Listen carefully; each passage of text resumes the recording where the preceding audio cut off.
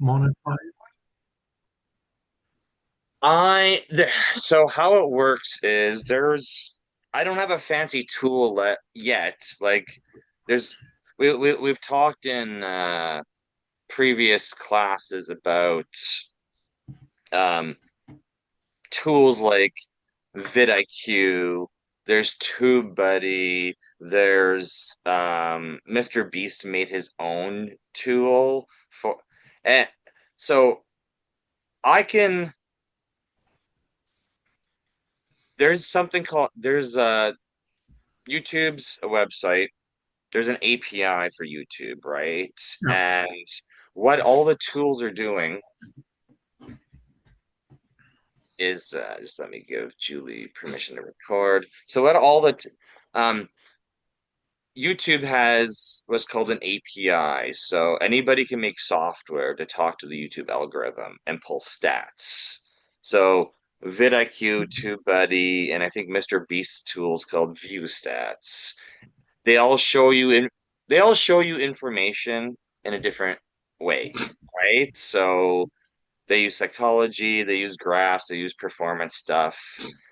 Um, just to show you subscribers, how many videos somebody has, what their channel growth has been week over week, month over month, month over month, year over year, which is great.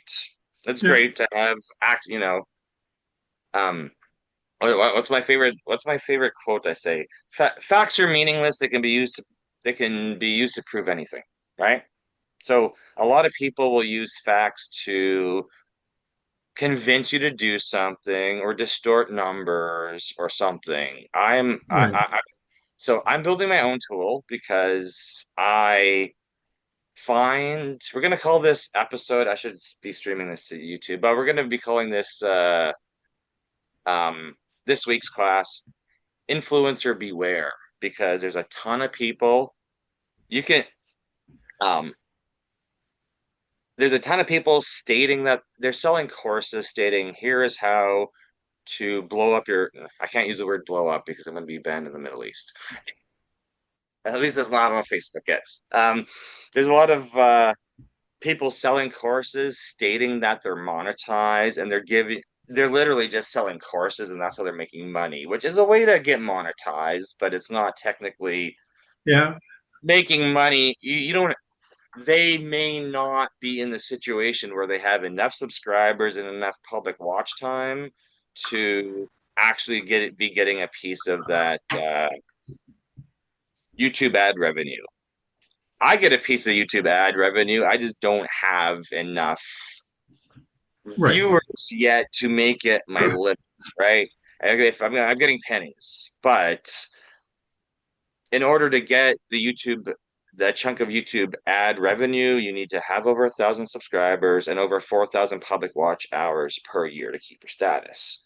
So I have a couple accounts at that status. So I'm in this really small 0.001% group. That percentage might be growing in the future because right now a lot of people are pumping out a lot of AI videos. They may be great videos, they may be slop, but they're getting views. And there's a whole bunch of influencers getting popular right now based on how frequently they're posting videos and getting eyeballs, right? So, I thought today, as I said, there's vidIQ, there's TubeBuddy, then there's ViewStats. There's three apps I use right now to look at provide consulting to somebody who may be paying me or not, for helping them grow their YouTube account. So I don't really like any of those tools, but I use them because they're tools and they help me decipher channels, right? So I'm building my own right now because there is more information you can pull out of the um, YouTube API. There's more information you can do. And what I really want to do is give everyone I'm coaching a realistic idea of how much money you can make off YouTube if you are posting minimum one video per week. We want longs in there, we want shorts, and we want live. So I want you to do a mixture just so you grow as a creator and get consistent, right? So Um, I've got a couple of friends where they want me to look up their accounts. I don't know if they're monetized. I have this, I got a sales pitch because of course I go to in-person networking events and people are asking me about YouTube channels and people randomly tell me, "Oh yeah, I've got like 1,000 subscribers, 10,000 subscribers, 1 million subscribers," and they're like, "I'm getting money from YouTube." And then I go to my tool and I pull up their YouTube account. I'm like, "But you're not monetized." And they're like, "Well, that's a lie because I'm getting a check from YouTube." And I'm like, "Well, there's a couple different ways, but they may have other links on their YouTube descriptions or their channel profile, and that could be also we're thinking YouTube is like a website. It's like a business card, right? So if people discover you, they like your content, they're going to be watching your videos and going through your description. They're going to find your website, they're going to find your Patreon or buy me a cup of coffee link. There's all these different ways to drive revenue through YouTube. So I know some people might get confused with the word monetization. There's a couple ways to monetize YouTube, but my main thought is, hey, if you're if you're truly monetized on YouTube and claiming to the world you are a YouTube influencer creator and getting money from YouTube, I want to know if you are actually making money directly from YouTube AdSense because I want to check you out and see what you're doing well with your videos and how many subscribers you have. We can also find out where the subscribers are coming from, which may raise a couple flags because you would think a YouTube account should have, if you're Canadian, you're going to have Canadian viewers, subscribers from Canada, US, maybe international. If you're international, you should have subscribers from your home country, some others. Some accounts look really weird, and all their followers are going to be from China or India or Pakistan. And at that point, I'm thinking their subscribers are not real, but YouTube hasn't caught on yet. So it's just kind of like we're gonna go check some accounts today to see if they're actually making money off YouTube, how many views they're getting, and approximately how much they're making, just to give you guys a little bit of encouragement that there's people just like you on the internet possibly making a good side hustle or full-time income from this. And other people will have, a ton of videos, not making that much. But we're just my wife and I are just documenting our growth pattern with YouTube. We've only been monetized for a year, so it's not like we're 10 years into this. It's been a year. It's fresh to us. We get invited to YouTube training and get cool. We don't have any trophies because I think trophies can be bought over the internet. But YouTube sends us sweaters and LED lamps, and we get invited to creator events all across the USA, right? So I know what level we are, and I'm not comparing myself to anybody because there's no point because I don't make as much video content as other creators do, but we're learning how to do that stuff, right? So I'm Well, I gonna go wanted to share. make a I Yeah, wanted to yeah. make a I'm gonna just mute myself because I'm gonna go share this to Facebook. Okay. okay. Well, I wanted to make a comment about Mike saying about the trophies. I actually watched a video where somebody was calling it out. So I have seen, and I don't know if you have seen this as well, like this has really bothered me on YouTube, is I've seen ads on YouTube about to get monetized, right? And then you listen to their story, you read their website, and they're promising something ridiculous. Like one of them was, you don't even need videos. Like that's essentially it. It was promoting you didn't need videos to get your 100,000 subscribers. And I think that was actually on Facebook. And I'm like, this doesn't even make any sense. And it was like, you just need your like main homepage. And I'm like, well, you still need content on it. And if you want people to keep watching it, you do. So they're either promoting something that doesn't actually work, or they're saying, because another one I came across, again, another scam on Facebook, was this guy's like, we've helped all these people get 100,000 followers, right? So I went to his website and they've got all these reviews from supposed YouTube channels and them getting, being successful with this program. I start looking all the reviews up. out of the four that I found, the four reviews that were on their main website on the page, one of them I could not find. So maybe I couldn't find the YouTube channel, not sure. But the other three, they either did not have anywhere close to the 100,000. So I don't know if they ever did. And if they had ended up paying for bots to get themselves there and then lost all the bots, no idea. And then there was another one where they even closed their account. And you're like, well, if you were so successful, why is this now gone? Right. And so this is, and they always have the award. So who knows if they even won it? Because that's also come up from videos is that you can literally go eBay the YouTube awards. So they look like they've made money. They look like they know what they're talking about. They can buy YouTube swag and say things and be like, oh, I've got a different channel. But where is your channel, right? Where is the proof that you actually have done this? And how are you building these without it being scammy? Like that's really it. Like you don't want to pay for bots because the reality with bots is they're going to end up leaving. So they're not going to be good subscribers, right? You want actual people following your content, right? So that's my only comment. I started trolling one of the ads and I made a comment about how much it was a scam and I put like a whole thing. I've randomly every week I get a notification that I have more likes on it because people start reading through that and I'm pointing out the obvious, right? So if you do, it's always good to really look at what they're saying and, are most of them they're charging not much. So that's how most people will not even worry, right? $7 for this course or whatever. And maybe you gathered the same thing you could have from just watching videos, right? But you paid this person $7 to tell you something that was you could easily have found, right? So it's this interesting thing with YouTube, and I feel like it's buyer beware, really. Like if they're asking for money and they can't prove that they've helped multiple people and you can see real people getting the success that they've had, I wouldn't necessarily spend any money on these companies, especially if they're promising things like you don't need to have videos. That is not at all how YouTube works. Like that is like that was the biggest scam was when you don't need the comment on it was something about they had worked for 2 years making videos on a regular basis.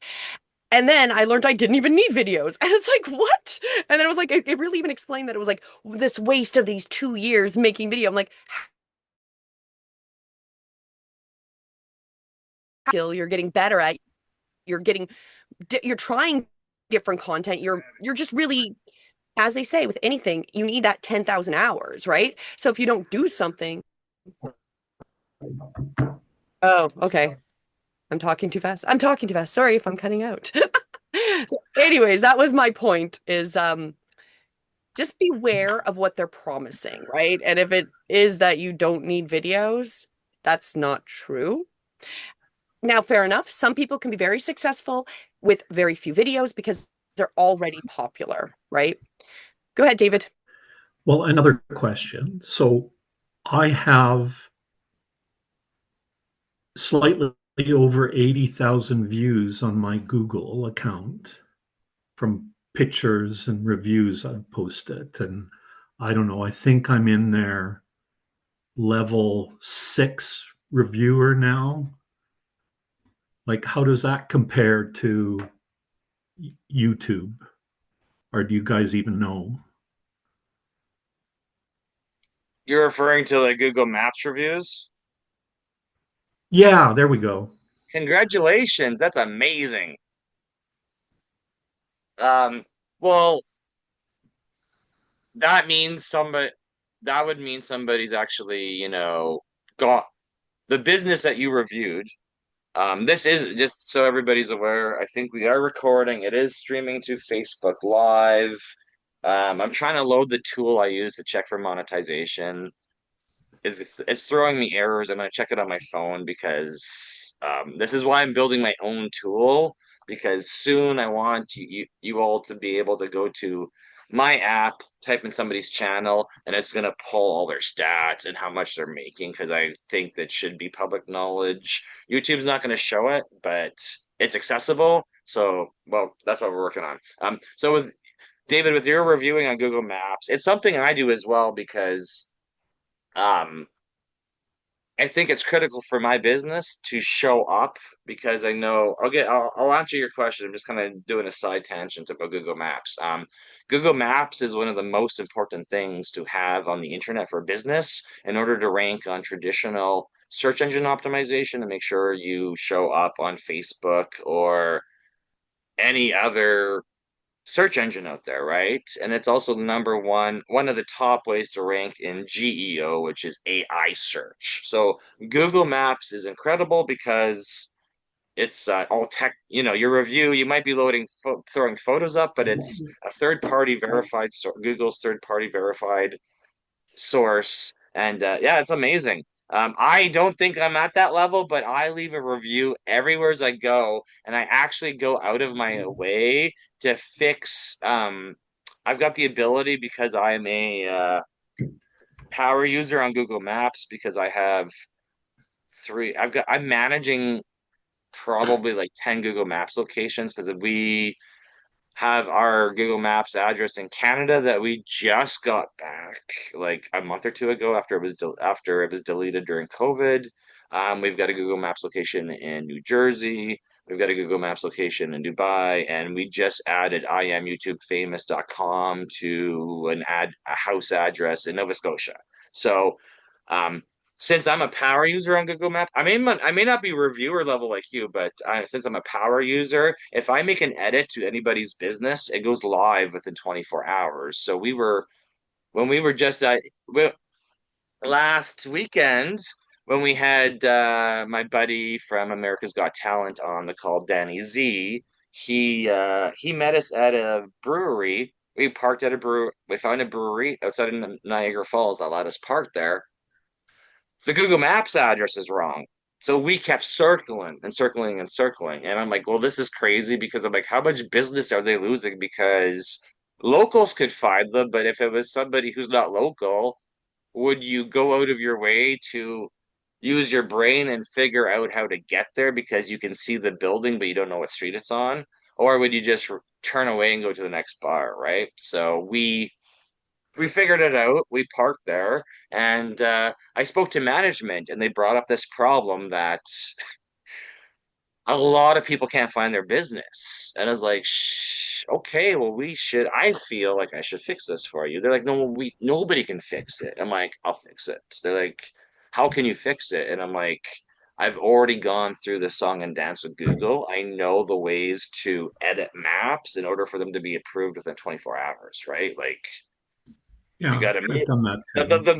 the little red dot. You have to move it off your building and move it onto the street where your driveway is, and then it will work. But it's just how things. Okay. That's just how computer programming works, right? So anyway, I proved it to them. I took before and after photo. I left them an amazing review. So I should go check to see my numbers versus your numbers, but just for interest sake. But I spoke to the owner because he was telling me his whole story of how they got started, and we're gonna do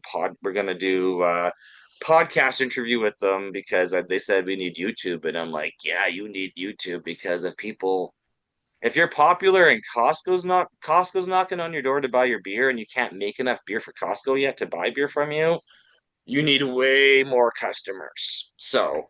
I got his phone number, but we fixed his Google Maps. I showed him a before and after, and he's like, "That's incredible." And I'm like, "Hey, I'm here to bring value and I'm here to fix stuff for you and give you advice before somebody else leads you down the wrong path." So the Google Maps, that's great that that's helpful for everybody on the internet because and it's going to help them rank better because if you're leaving a business is going to live or die in reviews, and people will automatically give you a negative review more than they'll give you quicker than they'll give you a positive review.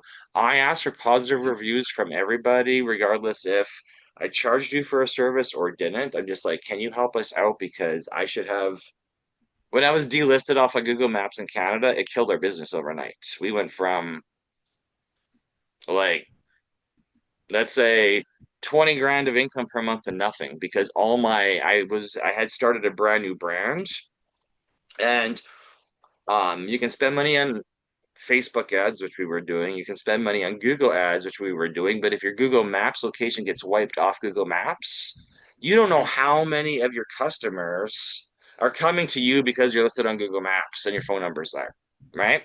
So, and then as I've learned how to grow my brands and get all these multiple listings, um, it's huge. Reviews are huge because Google's not, if you're listed in an area, if you got five competitors in the same city and you have no pictures and no reviews on your Google Maps, um, your customers or potential customers are likely going to choose the Google Map unless they know you personally and they're there to support your business.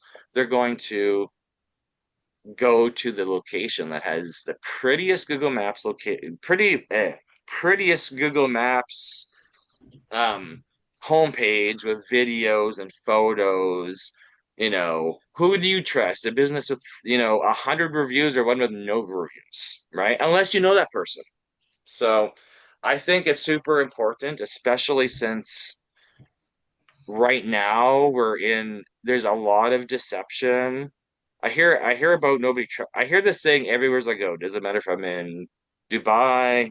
We haven't been in Canada for a while, but we're driving to Canada right now. I hear this a lot is that the trust economy on the internet is gone. And it's like that's interesting. It doesn't surprise me, but that's why we do this YouTube class because I want you to come in and ask me questions about how you come up with ideas and scripts and shooting content and the different ways to make content because I'm just teaching you what I've learned and I've spent a ton of money on certain things and some things work well. Some influencers are huge scams. I show up I can I get this happen to me in Calgary. I have this happen to me in other cities.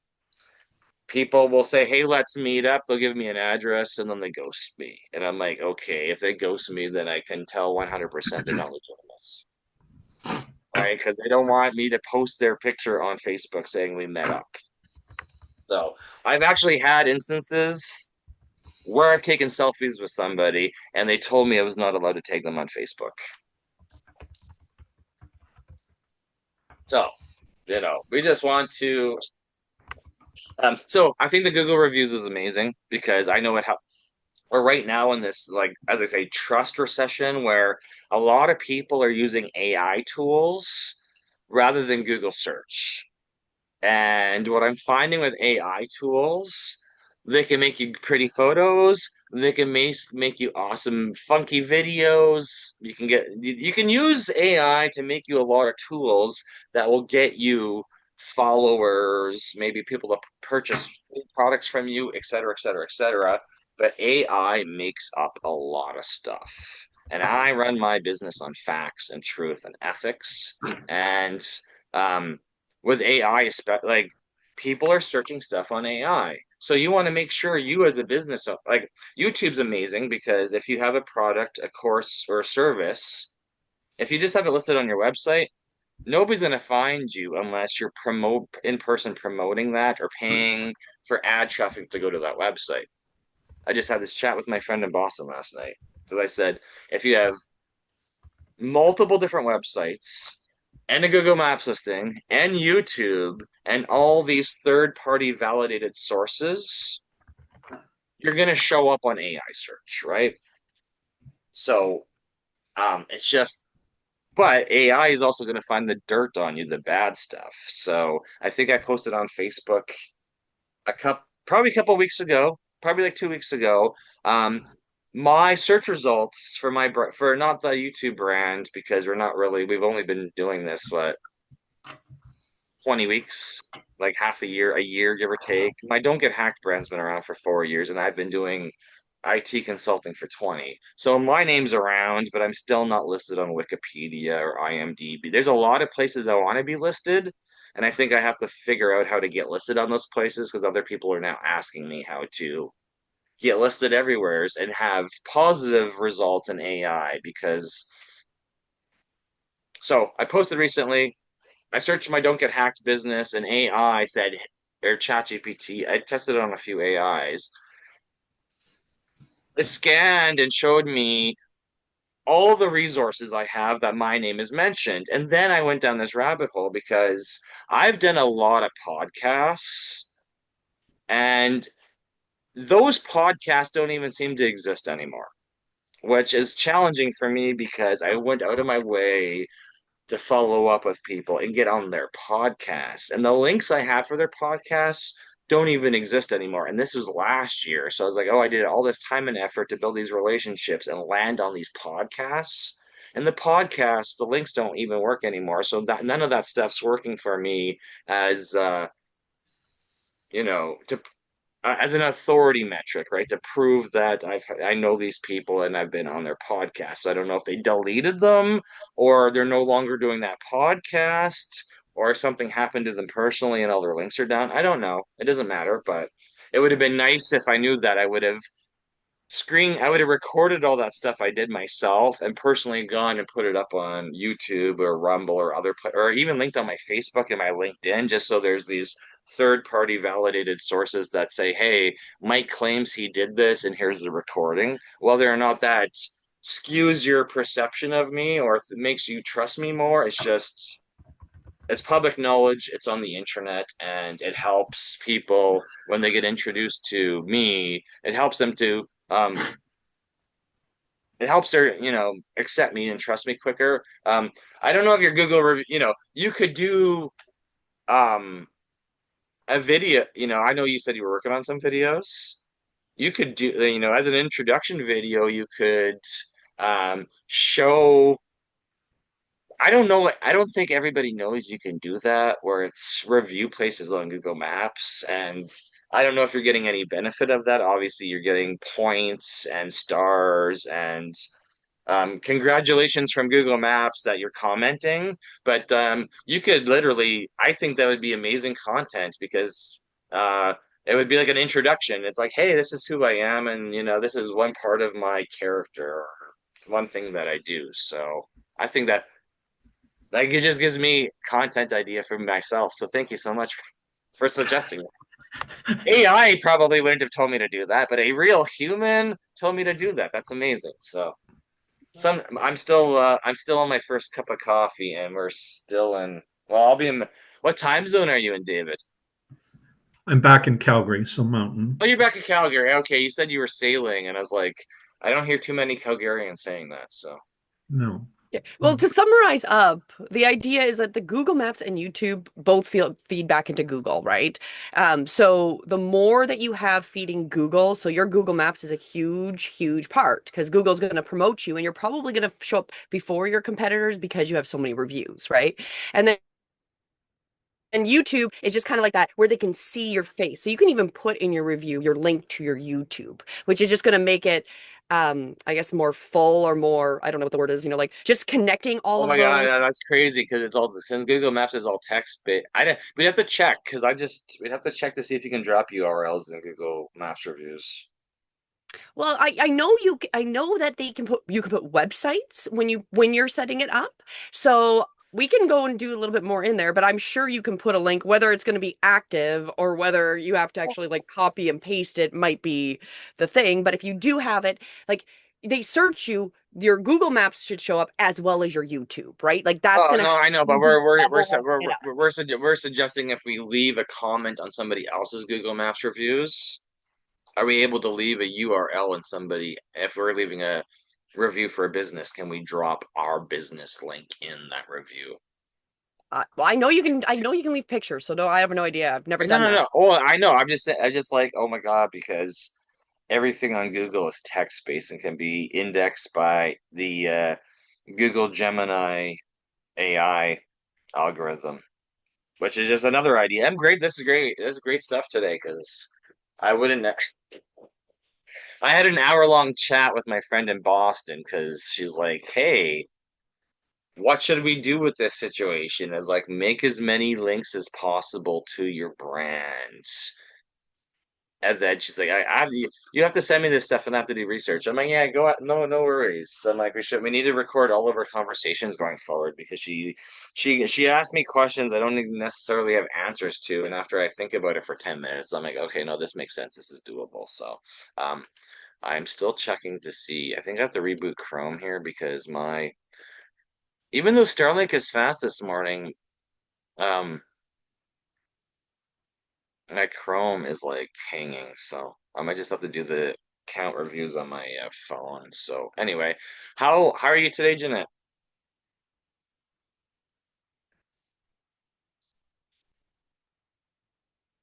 I'm awake. Hey, okay. Well, I don't like the weather forecast Saturday, Sunday. So I guess, but North Dakota's kind of cold. So, but it's not snowing here yet. So. Yeah. It was really nice yesterday. I brought mom home for 8 hours, so I'm exhausted. Yeah, I was reading your story. You said you you found a TV and took it to one of the residents at the place your mom's at. Yeah, yeah, she doesn't have dementia. I can't imagine how hard it is for her. She's got no one she can really communicate with, and her son in Calgary doesn't even visit her. So when I go in, I've kind of adopted her. So I'll run in, I'll hug her, and then just she just lights right up, right? So and then I got her the TV. And I got my mom moved to sit at her table now for meals, Okay. which will help because she'll understand my mom when my mom reverts to German. But it's really critical to be involved. That's the key. And I feel extremely blessed because anything I ask the cat case manager for, I get. But because I bring so much value to all the other residents when I come in. No, and I get it. This is number one thing because it's just about bringing value and relationships because um it's kind of like talking about business. When people discover your brand, your course, your brand, your service, like traditional business model, just because I'm always consulting with other people on their business, so I'm like, people are going to be aware of you. Um, and want to support you, but you don't have a product or service or course or knowledge or anything to sell to them. So you're just giving your knowledge to them, and that would be like your free area, right? So people are aware of you and your brand or what you're doing, community service or whatever you're doing to promote yourself, your nonprofit, blah, blah, blah. So you got your free stuff, and then, you know, the next level is going to be like people want to, people like you, they want to support you, they'll like buy swag or a book or donate to the community or whatever you're raising funds for. So that's your like your $5 or your $10 thing. And then, you're supposed to like, as more people know and like and trust you, then it's like, okay, I like your free stuff. I've donated money to your cause. Now I'm ready to, buy your book. And then now I'm ready to refer people to you to your paid stuff. And, it's just like you got to build out all these different, it's called in business, it's called your value ladder or your ascension ladder. People, where do people get started with you? And how many times do they need to see your name, your different products or different services, et cetera, et cetera, et cetera, to say, hey, I don't know how to support them. Oh, wait, they've got 20 different ways I can support them. I now, it's like going into a Costco. There's not one product, there is 1,000 products, right? But it's like, it's great. It's great to have, people say, I don't know what you can do for me. And it's like, wow. Do you show up on Google Maps? Do you show up on Google Search? Do you have an issue with payment processing? I know a million people and everybody does other stuff, and I may not necessarily know to help other people, but it's like being a connector, right? I know these people, you know these people. How do we? You may not need YouTube help, you may not need computer help, even if it's free, you may not need it, but there's got to be some connection I have in I'm going to use an old word, Rolodex. What connection do I have? You still got to get along. If I give you a referral to somebody or drop you, and introduce you to somebody, you still got to get along with their personality. I can't guarantee that it's going to happen, but you can try. So it's always nice to, let me see. I'm just checking to see if this tool works on my phone. Select tool. Let's see. Because the one, Jeanette, you sent me you've sent me a couple links to YouTube accounts to chat out. Like today's class is like just really, because I'm live streaming to Facebook because I've got like over 6,000 followers on Facebook. Influencer beware. Not everything we see on the internet is as it is, and some people claim to be making money or have clients that they don't, and it's really just so they can gain leverage. Like, there's that old saying, when make friends and influence people, right? So you had Well, sent me a couple. You've sent me a couple YouTube channels, and that yeah, one this Midlight Stockman, I'm going to actually reach out to him. I think because he has an email, and I'm going to write to him and say, hey, I would like to see how you support yourself because I love what you're doing for the community in Detroit and how you're cleaning everything up and you're impacting so many people yeah positively, right? that's why I wanted to bring him up because I appreciate you sending me links because when I don't think you were on yet. I think I was having a chat with David. We weren't even recording at that point, and there's people who reach out to people who ask me, they're like, hey, they're like, what do you do? I'm like, well, I'm not a business coach because I'm not going to say, I know how much I've made every single year. I'm not in the seven figures. I'm in the six figures, like every business owner out there who is struggling 7 days a week to attract clients, dealing with price objections, all that stuff, right? So, however, we figured out a couple cool things with YouTube. My wife and I are both monetized. I have more than one monetized account myself, but it's a ton of work. So I want to see what other YouTubers are doing, but I don't want people misleading others because we've seen videos of, you know, of a factory where YouTube awards were being made, and I was like, well, wait, did that person actually achieve 100,000 subscribers and then get kicked off? And like, it's like, why would you be buying? Because I'm like, it's pretty easy if I showed up to this class holding a YouTube award, it would be easy to go fact check me on YouTube and find out I don't have 100,000 subscribers. I proudly wear my YouTube sweater, which means I'm monetized, and I've also been accepted into the ongoing training, which I posted a photo I posted a screenshot yesterday of. Julie hasn't got the invite yet, but I got one last night for this new 12-week program that's starting. So I'm like, oh, that's cool. Doesn't mean they're paying me money, but if I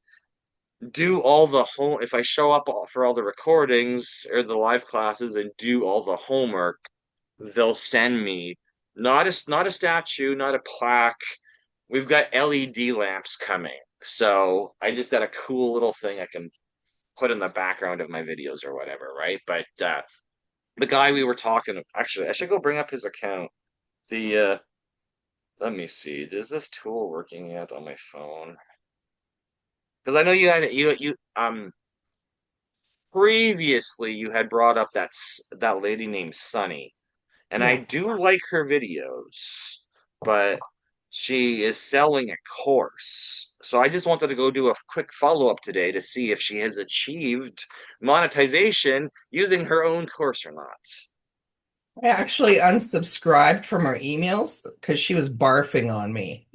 Like I was That getting that almost daily emails from her, and I was like, we're cooked because, this is why I say influencer beware, because email is the number one way to reactivate your client base that you've lost, and the easiest way to generate cash quick.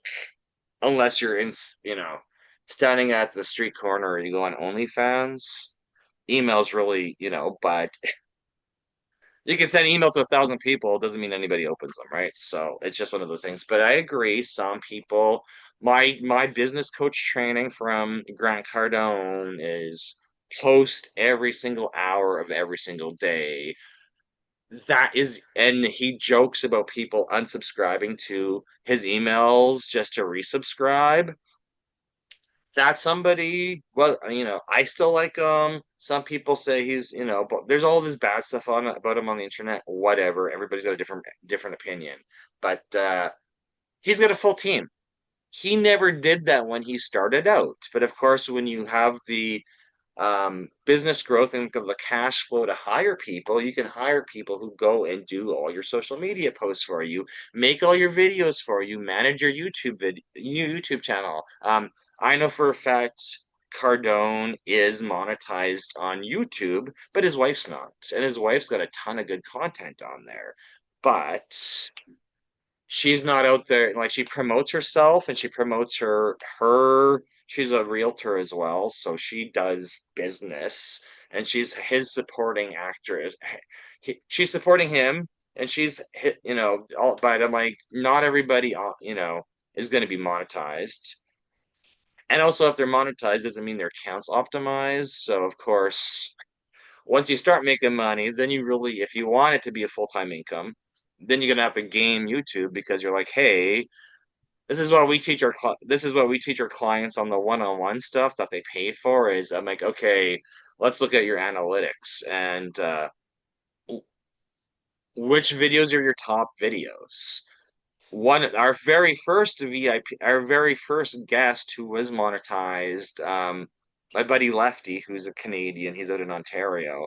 He sells his videography and making document. He sells his video and editing services to professionals, and he's monetized. But the video that got him monetized was not him teaching his craft of videography and lighting and editing. It was the unboxing video that got him his 4,000 watch hours. So it's interesting when you have a business and you're doing it's interesting when you have YouTube and you're like, hey, I like dogs, I like nature, I like traveling, I like leaving Google reviews. What is actually going to get you your subscribers and your 4,000 watch hours? And it's going to be completely opposite of what you think it's going to be. But this is why it's like, make content every week, make a variety of content. Don't care about the subscribers right away, because it might take you 10 years to get found, and that um and then when people find you, they're going to go back, look, and they're like, hey, their first videos, they sound like they're not great. Let's just say your first videos are not going to be great. Your first 100 videos may not be great. This is why so many podcasters quit, and this is why we set up this class. Was I wanted to give people a different perspective on not to rely on one platform. If you're going to make a podcast, if you're going to put videos on the internet, make sure there's captions, because there's 80% of videos are watched without the audio on. They're only going to be watched without the audio on if there's captions. And I don't necessarily like YouTube auto-generated captions. I like captions that are like right at eye level, so right like neck, chest area, because when people are watching you, they're staring at your face. They're trying to read your lips, right? Because we're used to doing that. We're used to reading body language in a in-person situation. So the guy you asked me about this week, I was like, hey, I looked at his videos. I'm like, his stuff's good. He must have experience. And then you told me he was a celebrity, or he was Well, a, he he was a did make, meteorologist, right? So yeah, he did make mention of that, but he also does all his own videos. Like he does all that hard work during the day, then he goes yeah. home and he edits and posts it himself. I'm like, oh, that's pretty Yeah, phenomenal. and to be honest, you're like learning exactly what people are doing. Editing can be a full-time thing, so this is why I tell people, I'm like, if editing is going to stress you out, you don't have to worry about it day one on YouTube, because I really want you to establish your channel, get your content going. You may struggle with longs, shorts, or lives, or company. It's like, get it going and see what the analytics are like. Because if people are watching the whole thing, then you may not need to edit it. And if your viewers are falling off 10, 15, 30 seconds in, then you need to edit, because obviously your intro or your lighting, something's triggering. People are looking at your stuff saying, hey, I want to watch it, and they're dropping off right away. So that's something immediately that we need to fix. But a normal podcaster is not going to get those analytics, because Spotify and Apple Podcasts don't give you analytics until you have 4,000 down. Like you need huge numbers over on those plat. They may have changed since the last time I looked, but you need huge numbers on those plat. They've got great distribution. That's great. Um, but I think everything's moving right now to video because there's so many media mergers and I just came from um I was at I was in Chicago. We just saw Mr. Ridenour. We were just at his prime. David Ridenour's on this call. We've known each other for a couple of years now. He's one of my acting partners for the entertainment company. So we were just there, and I was at a conference in Chicago for my fourth book launch, and they had Kevin Harrington, the first original shark from Shark Tank in the States, right? We have Dragon's Den in Canada. They got Dragon. I think Dragon's Den was the original show, but Shark Tank's the American brand. So Kevin Harrington's the first one, first shark, and I don't really know what he does, but this is why I go to events and meet new people and get ideas. And he was I didn't know how he made his money. He made his money by making content. And it was like, okay, this is interesting. Um, I didn't go to the conference because of him. I went because I know the event organizer is my co-author, and we know people in Chicago. So I'm working on growing my brand in Chicago. That's what we're doing there, right? So Kevin Harrington from Shark Tank, he was on, and he's like, "Do you remember what TV used to be like? TV's going through a cyclical change right now, and that's why the number one traffic website right now for video is YouTube. May change in the future. I don't think it's going to go away. And this is why I'm saying, hey, put all your video content on YouTube and let's grow your YouTube brand, right? Um, Karen Harrington saw that. Like anybody over a certain age remembers that TV channels never used to have enough content. So after a certain hour, you'd have black and white bars, and then once we had color TV, we had color bars. So after a certain time, like 10, 11 p.m. or midnight, there was nothing on TV. You just had static. And he noticed that Discovery Channel, when it first launched, only had like 8 hours of content per day. And he's like, this is annoying. I love Discovery Channel, but I don't want to watch colored bars all day. And he called them up and he's like, why don't you have more content? They're like, we're a startup channel. We don't have the money for content. And he's like, oh, so you need people to pay to put content on the channel. And they're like, yes. And he lived in Philadelphia or what.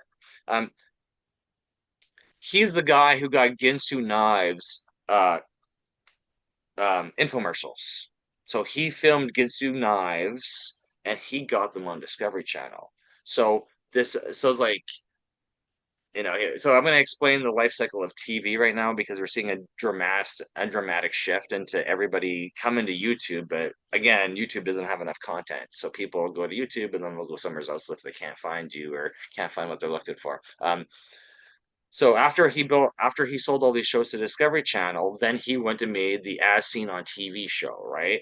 As Seen on TV channel, all infomercials. This is where he made his money was filming commercials and then dubbing them with other languages and selling them to TV networks around the world, making content. He wasn't making the content. He wasn't personally making the content. Well, he may have made content, but he personally was just filming other people, making that commercial and going to platforms and getting them on, right? So that's a business model. But he brought up, he's like, yeah, he had the end of his presentation was literally TV's on fire. He's like, TV is dying. Traditional TV, you can see all the mergers and acquisitions, like everything, everybody's buying everybody because there is simply not enough content. The reason Rupert Murdoch sold Fox Network to Disney was Fox wasn't making enough on commercials to pay for the production of their content, so they gave up and sold to Disney. And he's like, number one thing you need to be doing is YouTube. Doesn't matter if it's good, doesn't matter if it's bad. You know people who like you have knowledge people need, and right now, what are they doing? Searching on Google and they're searching on AI. But if you make a YouTube account, both Google's going to find you eventually, AI will find you eventually, and then if you're making that content and you're actually naturally promoting yourself on social media, you're going to slowly build your brand. It's not going to happen overnight. It takes most entrepreneurs 10 years. I've been doing this for 20. YouTube coaching, 1 year. So I got 9 years before I'm a household name in YouTube coaching because I'm not running ads for it. I'm not doing any of that stuff because it's like a full-time job talking to people and giving them counseling for making content. So, um, but no, it was great that you brought, you told me about this guy in Michigan because we had just driven through Michigan, and I looked at his stuff and I'm like, okay, he's got a skill set. He's got training, he's got media training, and he already had an audience, moved, um, which found him on YouTube. So I don't know if when he was on air he was mentioning it or if he was just mentioning it to his friends and family. I didn't go look at the age of, I was gonna look up the age of the account today, but maybe I'll just go look it up in vidIQ to see how long he's been posting, and then I'll see. I did prove to you, I sent you screenshots that he was monetized from. He's monetized in the sense he's making ad revenue from Google. I'm gonna bring up his channel so people know what we're talking about here. Um,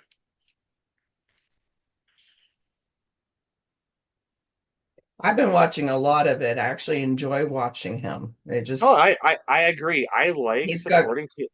he's I got a like what. great personality and just he gets so excited when somebody stops to talk to him.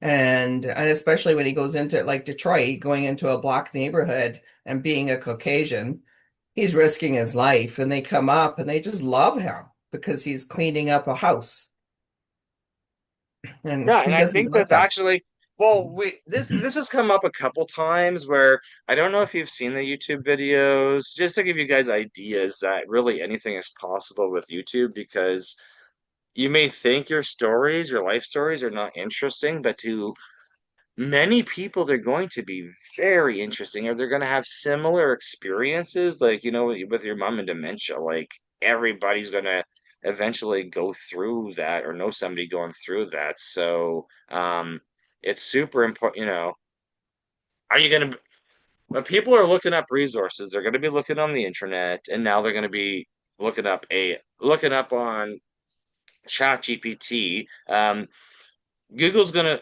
google's going to show you websites that rank for those keywords, which may or may not be of any benefit for you. And then there's going to be ads. AI I know why people like ChatGPT because right now it's not ad supported. They say they're adding ad support. I think if ChatGPT adds ad support, they're going to kill their client base, but that's just my business observation on it. I know why people like ChatGPT. It's organized and structured and it's not biased. It's just going to pull you everything it can find. But we know ChatGPT makes up bullshit. If it can't find something that you want it to find, it kind of makes it up and hopes you don't. And it only apologizes if you call it out and saying, "Hey, this doesn't seem legit." So, I'm just going to show you. It was Midlife Stockman, right? That's the one you asked me about. Yes. Okay, perfect. vidIQ is showing me some stats for him, so this is great. This is a great one. I like this guy. Okay, so let me go back to Zoom and see if it's gonna let me share my screen without crashing today. Let's see, share. I'm also lining up a I don't want to throw in a whole bunch of like my friends on these calls and influencers, but I ran into somebody I know who's got a TV station in Chicago. He's agreed to come on next week, but I just want to confirm he comes. I just want to confirm he's going to do it before I start promoting him because I don't really know too much about him, but I know he has a TV station with a bunch of channels on it. So, okay, you can see that, right? Yeah. Okay, perfect. So I'm gonna see if I can minimize this one. So this is the one Jeanette sent me. He said he's clean. He's so just to give you an overview of his account, right? So, description. This is literally one of the most important things to have on a YouTube account is your links. Because if people don't, when people are discovering you, this is why I talk about have as many backlinks and many working links to your stuff. Because when you meet people or they hear about you, if they can't find you, they're going to search and search and search and then eventually give up. But if they do find you, because maybe your website doesn't show up in their country or their neighborhood or whatever, maybe they can't find you on Facebook, maybe they can't find you at all. But if they find you on YouTube, make sure you got links, and hopefully those links are ways you make money. So he has um, a link to buy me a coffee, and he's got a link to Patreon. So he's I like I'd have to do I'd have to scan his URLs to see how much traffic's going here versus how that's not going to tell me how much money he's getting in donations, but Buy Me a Coffee is a donation page. Patreon's a paid platform for donations. Then he's got his Facebook. He has merchandise, so he's selling some type of merchandise to support himself. So these are all different items on his value ladder. His YouTube would be free. He's asking for money here. He's asking for money here. He's asking for money here. He does have a second YouTube channel. I did go check it, and although it only has 5 videos, those 5 videos have generated 4,000 watch hours. So I think he's got some skills with his video editing, which is great. Um, so of course, you said his email address does show up. Let's see. Not everybody has an email address showing up publicly. I do because obviously I want people, if they find me, I want them to talk to me and I can help them with some type of issue in their technology stack, right? So, but while we're here, he's in the US, so if he's, I know for sure he is monetized. I'm going to try to prove that to you if my tool works here. He's in the US, so with monetization, with getting money from YouTube, he would be paid in US dollars. Um, that's a challenge with my accounts. Are they in Canada? So I get paid in Canadian dollars, and many Canadians know our dollar's not as great as the American dollar for strength. So my goal is my future accounts will be in other countries' currencies, but the only way you can get paid in other countries' currencies is to verify you have a US bank account, but then you also have to have a US phone number. Um, so I'm working on the US bank account at the moment. And not a Canadian bank account in the US, an American bank account in the US. But anyway, let's see.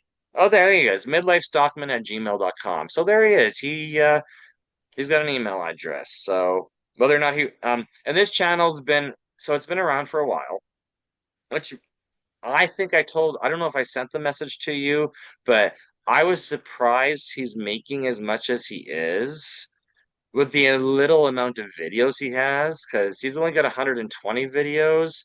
And I think I said the average monetized YouTuber out there has like almost 1,000 Like no, maybe not 1,000, but it's several hundred. Like you usually have to have a ton of content before you get into these numbers. But if you're a public person already and you already have another platform,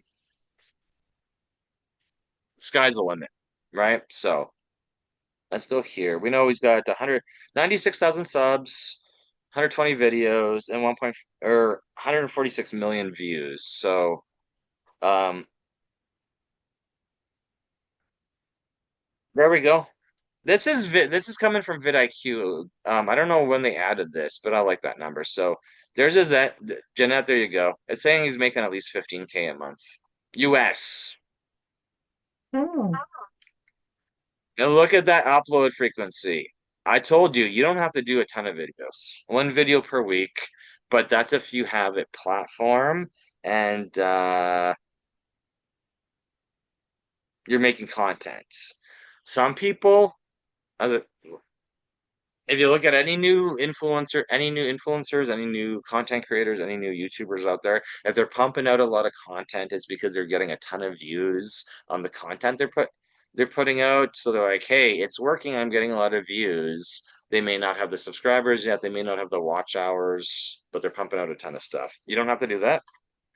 In this class, we say one video per week. One video per week minimum. I like it.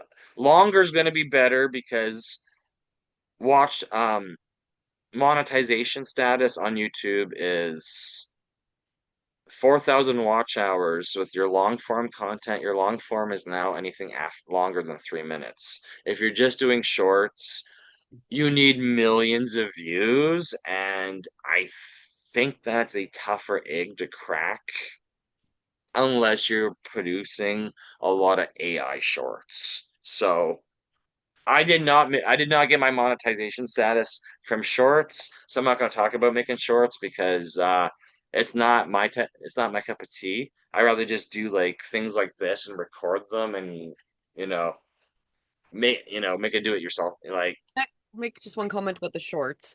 yeah, It's not always AI shorts that get them popular. It could be a trend. Like often it is something funny that really gets them monetized. Like the shorts seem to really click, especially if they're humorous or engaging, right? So if you really can tell a story, you might totally luck out getting monetized because your short goes, what is the I can't even think of the word.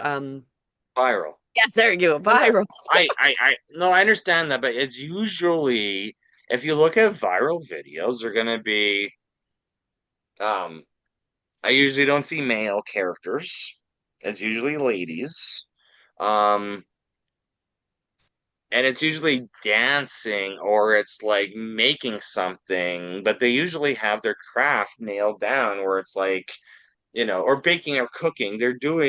It's somebody with a quirky personality in front of the camera going a mile a minute, and that's great. That's what got them. But it's like, And you know that most of those people that are doing those have mastered TikTok and are finally now starting to put them onto YouTube. So I see that often as well, well. yes, because I'll make a comment on that. In our previous classes, we've talking about repurpose, right? How you can repurpose your there's a bunch of different softwares out there that allow you to repurpose your content. So if you're only doing TikToks, it'll grab your TikTok and put it up on YouTube. A lot of content creators I talk to them every conference I go, everything I go. When I was sitting on stage in Chicago on Wednesday doing signing my book because we had a lineup of people. People were asking me, what do you do? And then I told them what I do. They're like, can you write your phone number? I'm like, well, my email address is already in my chapter of my book. I'll give you my phone number. I will explain exactly what we're doing about. They're asking questions about getting their business on YouTube. I'm like, we have a class. If you reach out to me, I'll send you the invite. I'll send you the YouTube channel so you can get the recordings. Um, and we'll just have chats about whatever questions you have about YouTube and making shorts. And it's efforts. One thing on the shorts again, because I did want to add this. When you make the longs, as we've talked about, you can then do clips to make shorts. So you can cover both. Yeah. So that is also the benefit of doing a long. And then if you do want to put more content out from that, you can then take clips. And the other thing with the shorts from the long is you can get closed captioning through YouTube where you can actually, when you're making them, put the closed captioning right at head height. You can actually adjust it through the editor. So it's not like the auto captioning that happens on your long where it's always at the bottom. When you start making remixes and clips from your long, you then have an option to add captionings and with colors, very much like I was showing you when we did the syllabi adding captions. So it looks similar. You can kind of change different fonts like that. And you can also edit if you don't like how the words are showing up. And then you can move the bar and put it where you wanted to do it. So you can kind of cover all of those. So Mike is very much like I do agree completely. Start with the longs, and then if you do want to get shorts, kind of get into the practice of you bringing your longs into short form, unless you're inspired to do something creative with your shorts, right?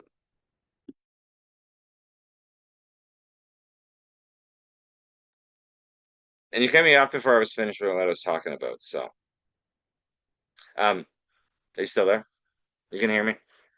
Um, it was the repurposing because okay, I was talking about repurposing. Um, a lot of people don't say they don't want to repurpose. They don't want to take their videos from other platforms and put them on YouTube. And I was like, well, why are you saying that? Because I literally know that repurpose.io and other tools that are out there for repurposing, what they'll do is you connect all your accounts. We walk through one of our previous week's videos. We walked through connecting your accounts it, and using it, right? Um, people say they've been slapped. People say they've been slapped for repurposing their content. And my response is, well, then you did it wrong because the only way you would be slapped for repurposing content is if you are taking your videos from TikTok that have the TikTok watermark on them and moving them manually over to another platform. That's the only way you're going to get slapped for repurposing is that you've screen recorded your TikTok video and moved it somewhere else. But if you've already filmed that video on your phone, you can use that. You're not going to get slapped by an algorithm because you took a video from your phone and manually put it up on 3 or 4 different platforms. Like it's just kind of funny because I'll mention things to people. They say, "No, you can't do that because you'll get slapped for it." And it's like, well, if you go to repurpose, you can do it manually, repurposing your stuff. But if you use software to do it, what they're doing is they're using the API and saying, "Hey, there's a video that you just put up on TikTok. So we're going to go log into TikTok, download it without the watermark, and we're going to move it over to Instagram for you and post it natively the way Instagram wants it to be posted. And then we're going to also go, whatever other accounts you've set up, your YouTube or LinkedIn is going to go and natively post it on those other platforms. But people like to argue when they don't have all the facts. And as I said when we started out this class, facts are meaningless. They can be used to prove anything. So, um, Jeanette. So it's going to be interesting to see what this tool says because this tool says, I know I got Sunny Lenarduzzi's account up right now. I don't know if I'm saying her last name properly, but um, vidIQ says she's making money off of it now, but when we checked it previously, she wasn't. So maybe I'm gonna go and look to see I know how many subscribers she's got right now. It says 690,000, which is great. But before when I checked, it wasn't monetized, so maybe she actually did achieve monetization since we last talked about her. But I want to go and check it on the actual. This is vidIQ giving me this that you see right here. It says IQ. This is the vidIQ plugin. Again, she's at one upload per week. How many videos does she have? 531 videos. So she's got more, and she's not making the last one we looked at. He had 100 videos. vidIQ says he's making 15K per month, and she's got 500 videos, and it's got much less. I wonder what country she's in. But just looked up the other guy's links. So she's got free link, and she obviously has a course or some type of coaching she sells. So she's got a lot of subscribers. So she's using, I don't know if she's on all the other social media platforms, but her YouTube is, it's like a landing page. It's like a website. If people are interested in her, they're clicking on these links to learn more about her, right? Oh, she's Canada. So the money she's making is Canadian dollars. It's not American dollars. That's rough. Okay. I think I think she's Vancouver or Okay. BC. It makes sense. I mean, I run into a lot of people because whenever I travel, I'm traveling around the world and people are like, "Hey, where are you from?" I'm like, "Can't," they other think I'm American. I'm like, "No, I'm North American." And then when they ask me Canadian cities, it's always Vancouver, Toronto, and I'm like, "No." They're like, oh, well, hopefully it's not that Calgary place. And I'm like, oh, come on, why is Western Canada gets it? Vancouver's Western Canada. It doesn't have a bad reputation, but Alberta does. And then I'm like, okay, which side of the political spectrum are you on? So, because when people say, oh, I love people in Montreal, I'm like, I love Canadians. I just don't like other parts of other factors of it, right? So, um, yeah, I really want to go check to see if this is act. My also thing, influencer beware.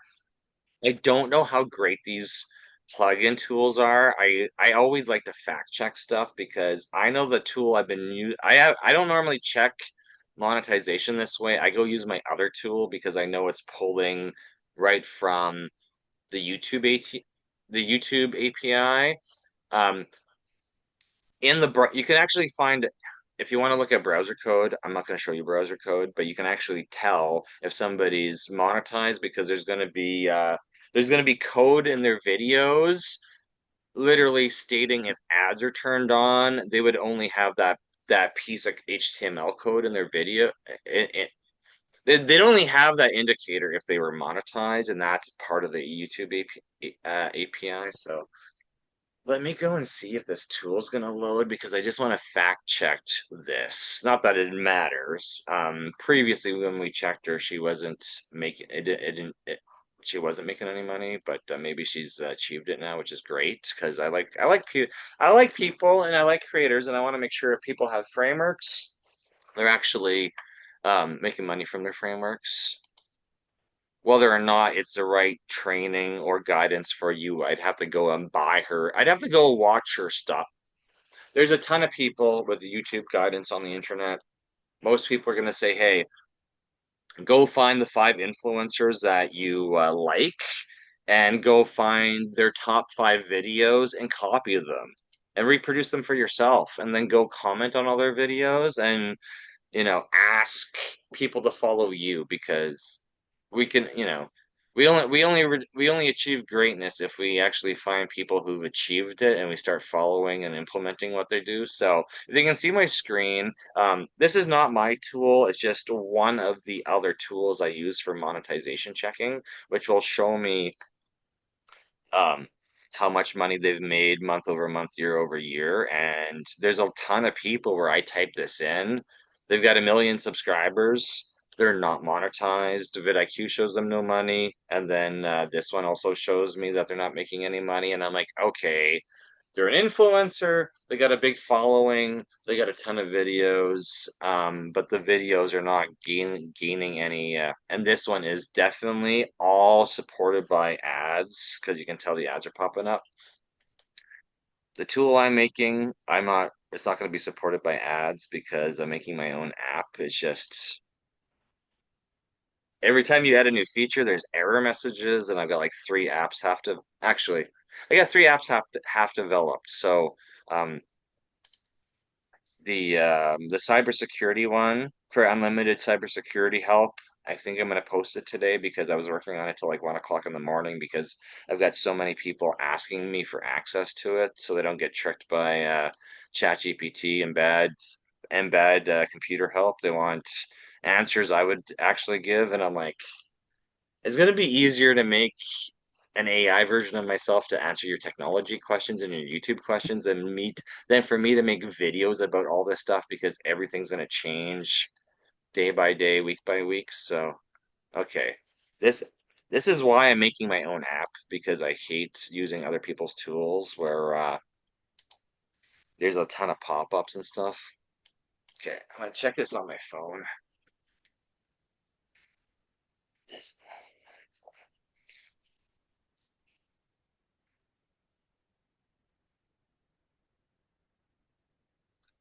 I said, every week we're here to ask whatever questions you have about YouTube or making content or checking out other people's content. It's just there's a lot of legitimate advice on the internet, and and now with the advent of AI, there's a lot of fake stuff on the internet, especially video content. And um, you'll see a lot of stuff coming out now where it's like cats or dogs driving cars, getting speeding tickets, fake doorbell camera footage where it's like bears and moose and deer coming onto people's driveways, or like there's just so much fake stuff out there on the internet these days that it's nice to be able to figure out who is, they're making content. It's great that people are making content, but it's not as easy as we've shown the last couple of weeks. We've done two classes where we've shown you the syllabi. There's a bunch of different tools to make AI videos, and one of them is Syllabi. We've been using it since January. It is driving my wife crazy. We've paused our account and I've opened up some trouble tickets with them. So I'm going to tag the CEO and founder. And this is being streamed live to Facebook. So, and he's just had his AI conference in Dallas this week. And I wasn't there because I'm kind of annoyed by their system. Plus, I have to go back to Canada. Plus, I had my book launch in Chicago. So I'm talking to three of their support reps right now about my complaints with their AI software and how many problems we have with it. So if I ha if we have problems making AI videos, um, I know a lot of other people are having issues with it, and some people are just gonna deal with the issues that they have and not complain about them, and other people are gonna complain about be very vocal. You know, we're trying to teach our I will students. admit, I am the one that will complain because I have such a problem paying them to be a beta tester and get subpar help that that they're not testing their products and they're not fixing it. And then I feel like I'm getting scammed out money because things don't work properly. So we recently did a video and I had left periods. So we had talked about the weird thing where it'll read and then we had to make sure we get all those extra formatting out. Like I can't leave any type of punctuation because it messes it up and I will suddenly have it read weird things and it's just not going away. And I'm like, there's no instructions that you can't have punctuation. And then, so I made a video with absolutely none and then it did work. But it's one of those things where it's like, I actually went through chat asking why this was still happening, and there's been more updates. So the problem we really go is that a lot of these developers and a lot of this stuff are all using the same backend. And then when they roll out changes on that backend, they're not testing to see if their front end is working properly with the changes on the back end. You the user get to pay for it, and then your video's all messed up and all this stuff, and you've paid to make something that didn't even work out properly, right? So yes, I will be somebody who gets really to the point where I don't want to pay for things that don't work, or that there's no clear instructions, or that are convoluted, and that I thought I did everything, edit everything out, cleared out all the weird dashes, all that stuff, and still have problems producing content. I can't be the only person doing this. Like, I think everyone else, part of what I do believe, and I feel like this should be something that every person that watches this does, if you're paying for something and it does not work, you need to hold people accountable. Stop paying for things and keep giving people money for subpar products. This is the only reason that they stay in business is because people keep paying them. We've had this scenario. We've had this scenario actually, as an example, attempting to sell our camper for our truck. We had somebody giving it away dirt cheap. Mike even goes to deliver it, takes it off the truck because the guy wants it immediately moved off the truck, and then wants to lowball Mike. And then Mike's like, no, I loads the camper back up to drive away. And the conversation with the guy is like, well, everyone else has accepted that. It's like that is so shady. So the reality is this guy is scammed however many people. Everyone else has let him scam him. So he thinks it's okay to do this to every single person. And in honesty, I would rather throw the camper out than be scammed by this guy to continue to allow him the okay that he'll continue to be able to scam people. So this is a weird underlining energy that we can see in so many ways of our society that I think we need to stop letting people and other things take advantage of us. Go ahead. I wasn't saying anything. Oh, I thought that was you saying something. Sorry. Oh, you cut off one of the guys, I think. I don't know. Maybe you didn't. I heard a voice, but that's why I closed the YouTube video because I wasn't sure if there's another voice in the background. So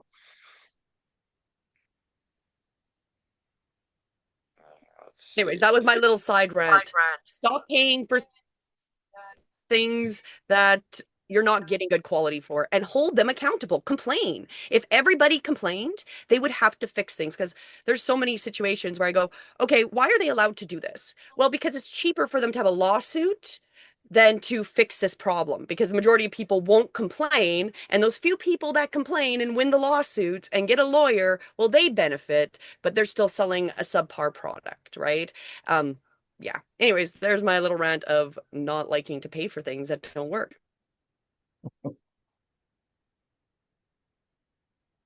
So I got the tool to load, but I don't. It's not loading on the browser, which is why I'm making my own tool. So I might have to just fast track that tool, but it takes time to make an app, make it look good, and make sure it's functional.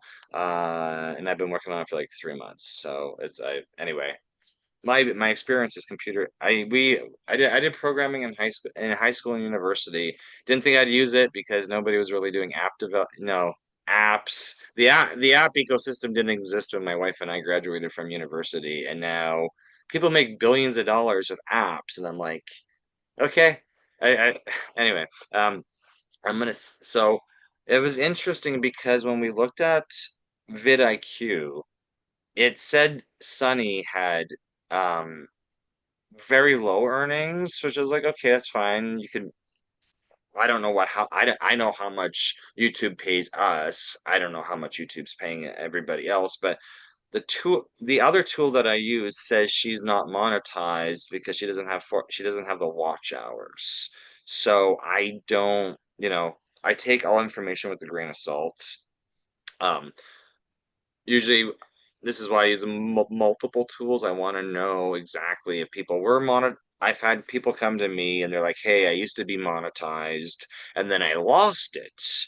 And then I'm like, "Well, you would only lose it if you were posting videos that are not supposed to be posted, like medical, political, whatever, or if you're not achieving your watch time requirements." So I don't know if you can see it. It did load.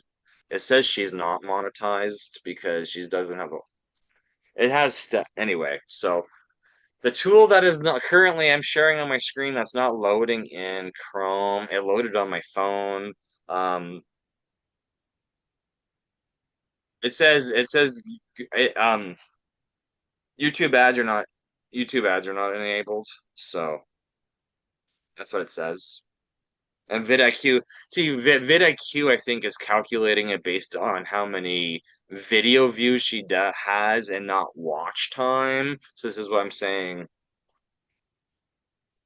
Facts are meaningless. It can be proved to you. I don't rely on just one tool.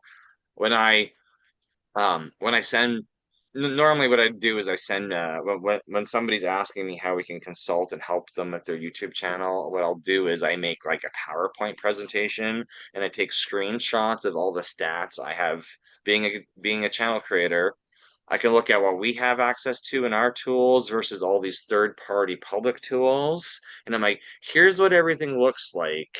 My main thing is I want to see that you're posting um, like I make them reports and I'm like, here's how you show up when I do a Google search. Here's how what shows up when I do an AI search. This is what shows up when I do a Google YouTube search on you. And look, these YouTube videos that you made that have all these views, they're actually being referenced by Google search and by AI search. So then we know those particular videos that they created are all I've got NDAs, non-disclosure signed with people, so I can't show you their stuff. Because nobody wants so I'll have to make up a report for what so I'm gonna have to make up a report and maybe just gray out their channel name or something. Not somebody I've got an NDA with, of course, but I should just go do an independent channel report of just somebody and maybe Sunny, maybe the other one that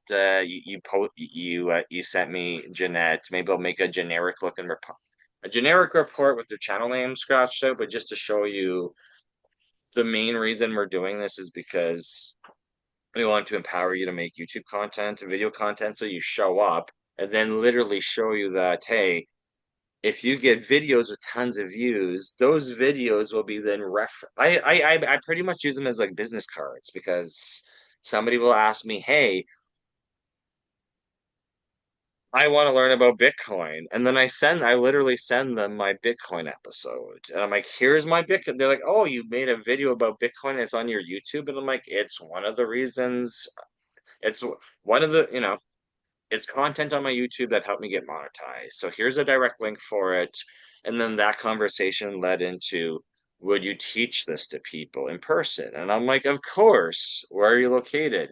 Would be Texas. And I'm like, maybe in a couple months when we are escaping the snow, we'll be that way. And maybe we can have a partner. I've got a lot of knowledge about this stuff. We can do a Zoom call. We can do it in person. I prefer to do it in person going forward because I can tag it, record it, and throw it on social media everywhere. And it's just amazing to see people on stage talking about what they're passionate about. But anyway, it's 10:30. We're past the hour. I was hoping to show you more accounts, but we were thinking about it this morning, and I'm like, I can show you what tools say about people's YouTube channels.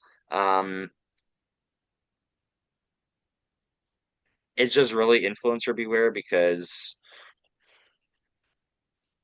I prefer you to make content, focus on 1,000 subscribers, and then once you get that 1,000 subscribers, then we're going to focus on watch hours. I think it's a little bit easier to do with longs versus shorts, but you still need shorts. You still need lives. You still need a combination of content on your platform, and you don't know what's gonna resonate with your audience.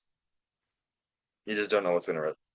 I just don't know what's gonna resonate with your audience. I get a lot of questions now about doing tech support for seniors.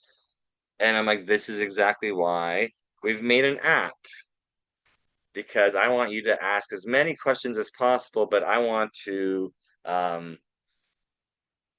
give you actual answers because I know what happens when you send your senior parents to Google. Google's full of ads, and there's so much not direct, not there's a lot of old stuff on there. There's a lot of scammers on there. Um, and people are easily tricked by facts. And I'm an analytical person, so I'm just like, hey, this is what this website says versus this website versus this website. My experience is we can try each of these solutions, see what the result is, measure and compare. A lot of people got good ideas out there for YouTube. Go watch YouTube, find people you like, mimic and copy. It's great advice. Is it gonna get you monetized? Well, it just depends if you're promoting your channel and people are finding you and you getting subscribers. May not happen overnight. May take a couple months, couple years to get that traction, but at least you're getting inspiration from other people's ideas and copying them yourself, and you're getting the reps in. You're building that discipline, you're getting the reps in to say, hey, these people have like all these views on their videos. Let me copy them. Great. It's a trend. It was a trend. It might not be a trend yet.